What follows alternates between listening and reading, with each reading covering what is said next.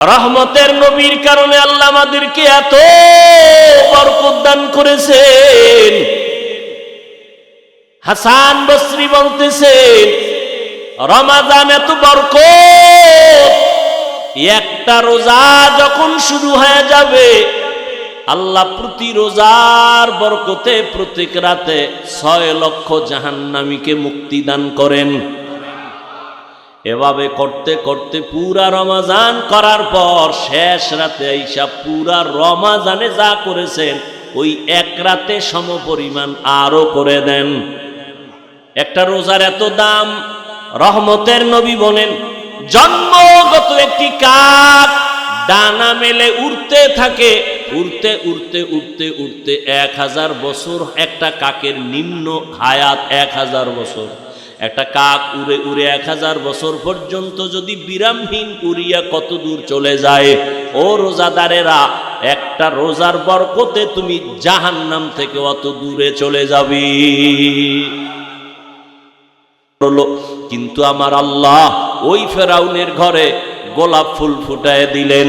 ফেরাউনের আপন স্ত্রী আসিয়াকে আল্লাহ ঈমানের দৌলত দান করলেন। একদিন ফেরাউন গোপনে দাঁড়ানো, আসিয়ার জবান থেকে আমার মাওলার নাম উচ্চারণ হইতেছে। ফেরাউন ডাক দিয়া কয়, আসিয়া কার নাম বলতেছো? বলে, আমার মালিক মাবুদের নাম আমি উচ্চারণ করতেছি। বলে, আমি তো মিশরের খোদা, তুমি আবার কোন খোদার নাম নেও? আসিয়া ডাক দিয়া কয়, রে ফেরাউন, মুসা নবী যে আল্লাহকে মানে আমিও তাকে মানি। ফেরাউনের মাথা গরম। আসিয়া, এটা কি বলো? সারা মিশরবাসী মানে খোদা বলে মানে, তুমি যদি আমাকে খোদার স্বীকৃতি না দাও আমার খোদাগিরির কোনো ভ্যালু থাকবে না। আসিয়া ডাক দিয়া কয়, রে ফেরাউন, আমি এক আল্লাহকে আল্লাহ বলে স্বীকার করেছি, মরিয়া গেল আমি ওই আল্লাহকে আর ভুলতে পারি না।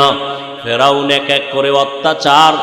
এক পর্যায়ে ফেরাউন আসিয়াকে ফাঁসি দিবে, শুলিবিদ্ধ করানোর জন্য তারিখ দিয়ে দিল, রেডি করে ফেললো। আসিয়া আল্লাহর দরবারে কাঁদতেছেন, ও আল্লাহ, ধৈর্য ধারণ করার তৌফিক দিও, ঈমানের পরীক্ষায় যেন তোমাকে ভুলিয়া না যাই। কারণ এই দুনিয়ায় কষ্ট করি কোনো কষ্ট না। মুসা নবী যেই বয়ান করেছেন, দুনিয়ার কষ্টের থেকে পরকালে গুনাহ আযাবের কষ্ট বড় মারাত্মক। হাসরের ময়দানে সূর্যটা মাথার উপরে চলে আসবে, জাহান্নামের আগুনের গরম। দুনিয়াতে দিনের বেলা সূর্য, বৈজ্ঞানিকরা বলে জমিন থেকে 9,30,00,000 মাইল উপরে সূর্য। দিনে ছিল, রাতের বেলা নাই, কিন্তু এরপরও এত গরম, ফ্যানের বাতাস না হলে চোখে ঘুম আসবে না। ও আল্লাহর বান্দারা, হাসরের ময়দানের সূর্যের গরম কেমনে সহ্য করবা? এই ভয়ে সাহাবায়ে কেরামরা আজীবন কান্না করেছেন। আমার নবী পর্যন্ত হাসরের ভয়াবহতার কারণে চোখের পানি ছেড়েছেন। উম্মতের কি হালাত হবে? ও নবীর উম্মতের দল আসি আল্লাহর কাছে কাঁদেন আর বলেন, আল্লাহ, সাবিরিনদের অন্তর্ভুক্ত বানায় দাও, আমি যেন তোমাকে ভুলিয়া না যাই। যখন শুলিবিদ্ধের তারিখ হলো, হাজারো লাখো মানুষ জমা হয়ে গেল। আসিয়াকে শুলিতে নিবে, আসিয়া কাঁদতেছেন। রাস্তা দিয়া মুসা নবী হেঁটে যান। পয়গম্বর মুসা নবীকে দেখিয়া আসিয়া হাউমাউ করে কাঁদেন আর বলেন, ও পয়গম্বর, আপনি জানেননি আমি আসিয়ার কেমন অবস্থা? কয়, জানি। তোমাকে ফেরাউন শুলিবিদ্ধ করবে, মেরে ফেলবে। কয়, আমি তো মরেই যাব। আপনার থেকে একটু জানতে চাই, আপনি তো আল্লাহর সাথে কথা বলেন, একটু বলবেন আমার উপরে আমার মাওলা বেজার না খুশি আছেন? আসিয়ার এই কথায় মুসা নবী বলেন, আসিয়া, তোমার উপরে আমার মাওলা বড় খুশি। এই কথা শুনিয়া আসিয়া কান্না শুরু করলেন, আল্লাহর কাছে দোয়া করলেন।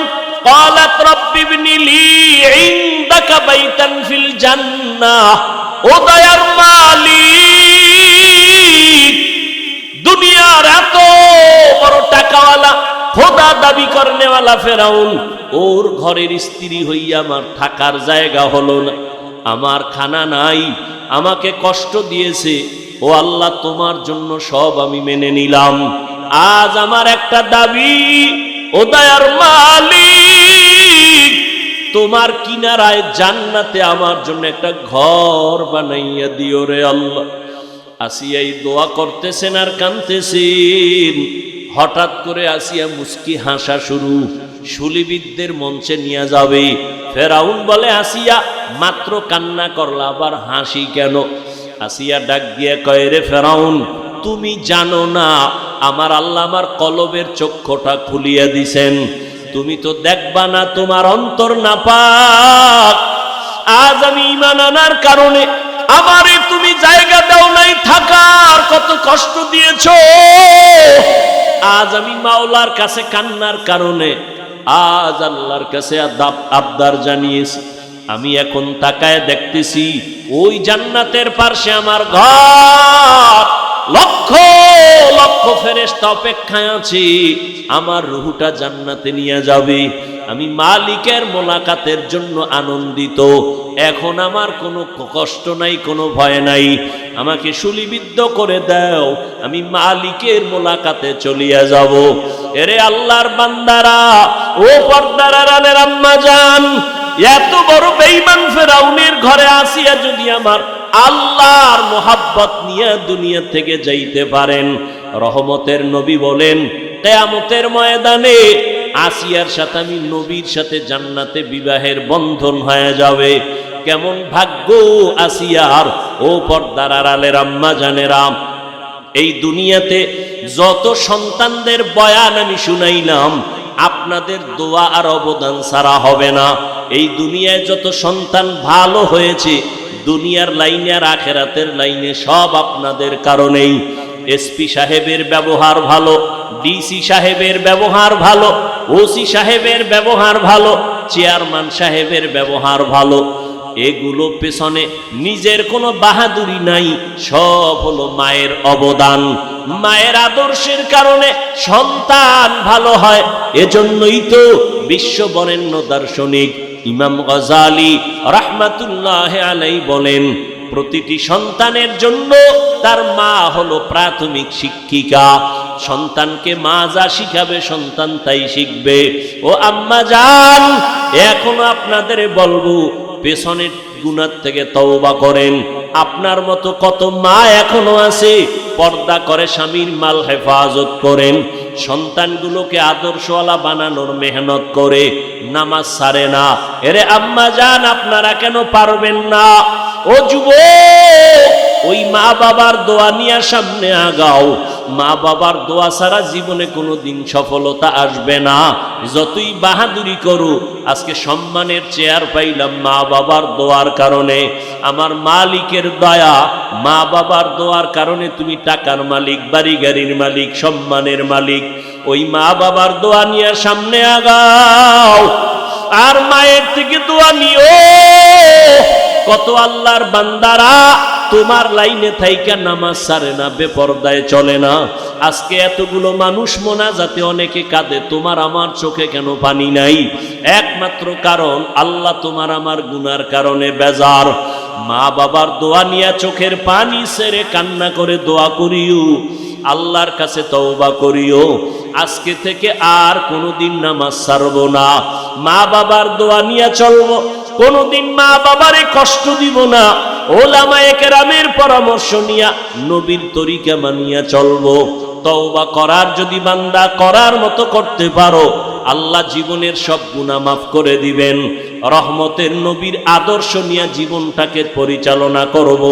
তওবা করার মতো যদি নিয়ত হয়, কারো অন্তরে যদি মুনাফিকি দুর্বলতা না থাকে, খাঁটি তওবার নিয়তে দুটো হাত আল্লাহকে দেখায় দেই, আয় আল্লাহ হাতগুলো কবুল করে নেন, তওবা কবুল করে নেন।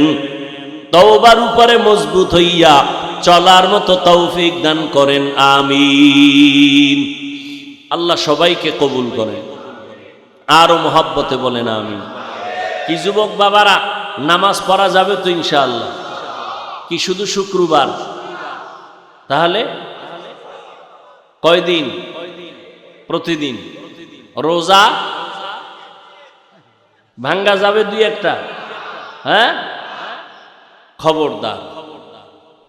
আমি বলি না এই মাদ্রাসায় পড়া লাগবে, তাবলিগে যাইতে হবে, না হয় জাহান্নামে যাবে। নামাজ রোজা ঠিক রাখিয়াও স্কুল কলেজে পড়া যায় না? যায়। আল্লাহ সবাইকে তৌফিক দান করে। ভাইয়ের আমার, আমাদের কলিজার টুকরা, মাথার মুকুট, হাজারো লাখো আলেমের উস্তাদ দোয়া করবেন। আমরা সবাই দোয়ায় অংশগ্রহণ করব। আমরা এই দোয়ার থেকে কেউ খালি যাব না। এই যত বয়ান হলো এর সব নির্যাস হবে দোয়ার মাধ্যমে। মা বাবার জন্য দোয়া, দেশবাসীর জন্য দোয়া, সবাই আমরা দোয়ায় অংশগ্রহণ করি। আল্লাহ পাক আমাদের সবাইকে কবুল করেন। সুবহানাল্লাহি বিহামদি, সুবহানাকাল্লাহুম্মা বিহামদিকা, আশহাদু আল্লা ইলাহা ইল্লা আনতা আস্তাগফিরুকা ওয়া আতুবু ইলাইক।